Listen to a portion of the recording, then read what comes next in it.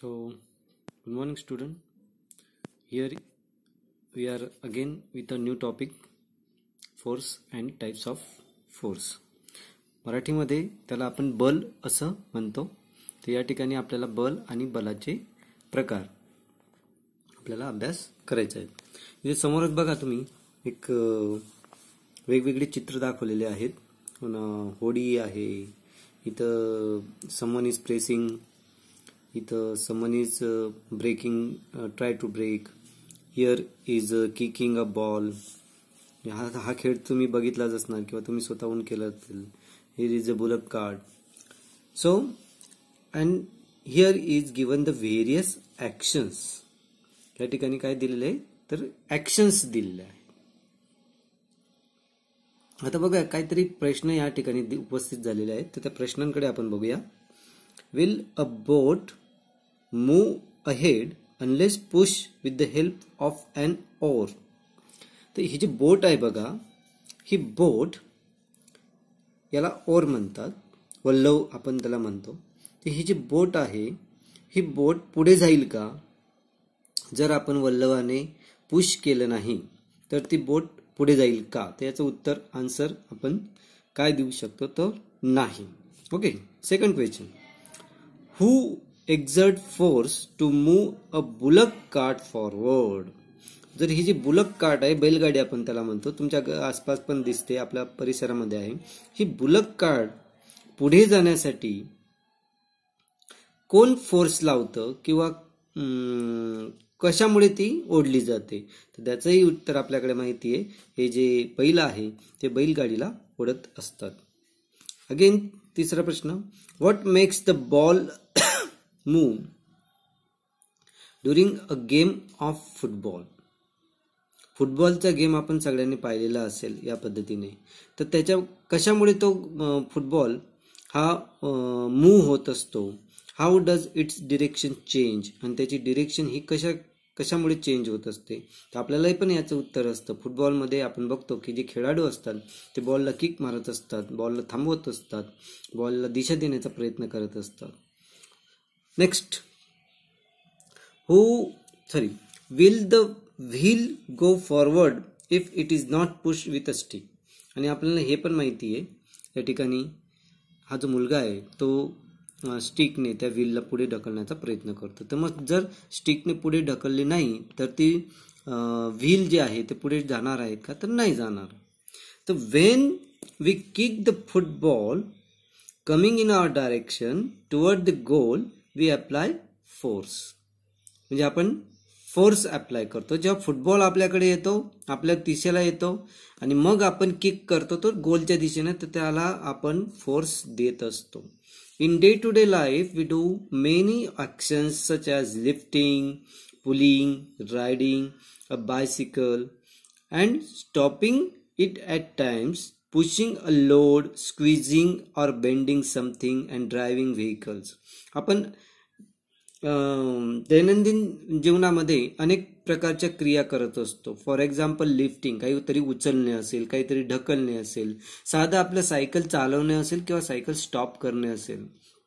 तर पुशिंग आहे, स्क्वीजिंग आहे, बेंडिंग, वाकवणे, तोडणे, मोडणे. तर ह्या सर्व क्रिया करत असताना आपण it is necessary to apply force for doing all this action. आपल्याला या कृती करत असताना आपल्याला फोर्स अप्लाय करावं लागतं.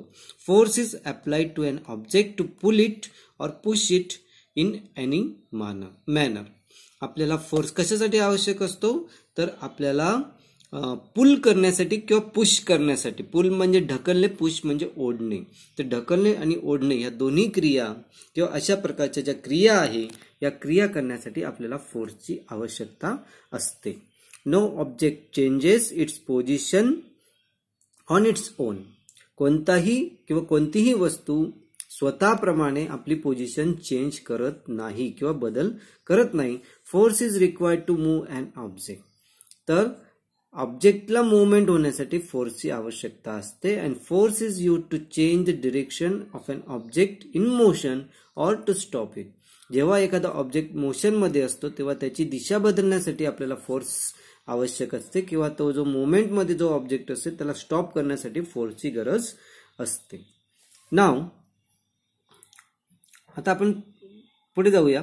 Force is necessary to change the shape of an object. आपल्याला हे माहिती आहे की लोहार असतो, तो लोहार वस्तू गरम करतो, लोखंड गरम करतो आणि त्या वस्तूला आकार देत असतो. That means force is necessary to change the shape of an object. Now moving forward, आपल्याला पुढे जायचं. आता एक महत्वाचा मुद्दा आहे तो म्हणजे आता टाइप्स ऑफ फोर्स. आपण फोर्स म्हणजे काय ते बघितलं. फोर्स म्हणजे बल. एखाद्या वस्तूला आपण डिरेक्शन चेंज करण्यासाठी आपण फोर्स अप्लाइड करतो. ओके, मोमेंट चेंज करण्यासाठी आपण फोर्स अप्लाइड करतो. मग या फोर्सचे कितीतरी प्रकार असतात, तर भरपूर प्रकार आहे. तर पहिलंच बघा, त्या ठिकाणी बघा, हा लिफ्टिंग ऑफ वेट आहे. तुम्ही घरी व्यायाम करत असतात त्यावेळेला अशा प्रकारे लिफ्टिंग करत असतात किंवा व्यायामशाळेमध्ये अशा प्रकारे लिफ्टिंगचा व्यायाम प्रकार सांगितला जातो. The force applied with the help of muscle is called muscular force. ज्याच्यामध्ये मस्क्युलर किंवा मसल्सच्या मधून फोर्स अप्लाइड केला जातो त्यावेळेला त्याला मस्क्युलर फोर्स असं म्हटलं जातं. मस्क्युलर म्हणजे मांसपेशीतून आपल्याला बल लावावं लागतं. In all the actions shown in figure 10.1 आपण जे बघितलेले होते ते अगोदरचे, the moment take place with the help of the bones and muscle in the body. The person in the picture alongside is lifting the weight by using the muscular force. या प्रकारे जे weight उचलण्याचं काम आहे किंवा वजन उचलण्याचं जे काम आहे किंवा ऍक्शन्स आहे त्याला मांसपेशीने बल लावलं जातं आणि म्हणून तो जो प्रकार असतो फोर्सचा तो असतो muscular force. So again the force applied with the help of muscle is called muscular force.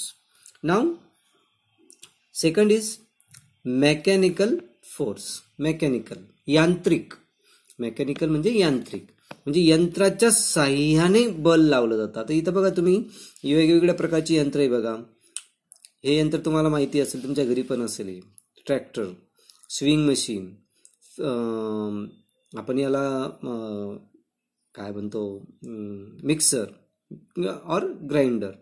तर हे ऑटोमॅटिक मशीन्सद्वारे ह्या ऍक्शन्स होत असतात.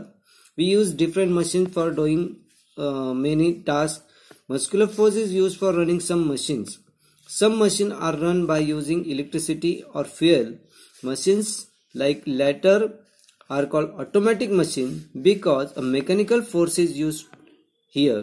For example, sieving machine, electric pump, washing machine, mixer. So अशा प्रकारे अनेक अशा घरी आपल्या सुद्धा आढळतात की यंत्र आढळतं की जे मेकॅनिकल फोर्सने आपण करू शकतो. To make a list of other such machine. अशा प्रकारची तुम्ही लिस्ट तयार करायची आहे. So once again the force applied by means of machine is called mechanical force. आपण आता दोन प्रकार बघितले, एक मस्क्युलर फोर्स हा आणि दुसरा मेकॅनिकल फोर्स. तिसरा प्रकार आपण बघूया ग्रॅव्हिटेशनल फोर्स, जो आपल्या सगळ्यांना माहिती आहे. ग्रॅव्हिटेशन, गुरुत्वाकर्षण. आपण एखादा बॉल जर वरती फेकला तर तो खाली येणार किंवा फळ असतं झाडाचं तर ते खालीच येतं. याचं कारण असं आहे ते because of gravitational force. If an object is thrown upward by applying force, it reaches a certain height and comes down again. Why is this so? Because of gravitational force. Why do fruit on trees fall the ground? Because of gravitational force. The earth pulls all the object toward its tip. आपल्याला पृथ्वी जी आहे ती पृथ्वी कोणतेही object हे स्वतःकडे खेचत असते. and therefore the force applied by the earth to pull objects toward itself is called gravitational force.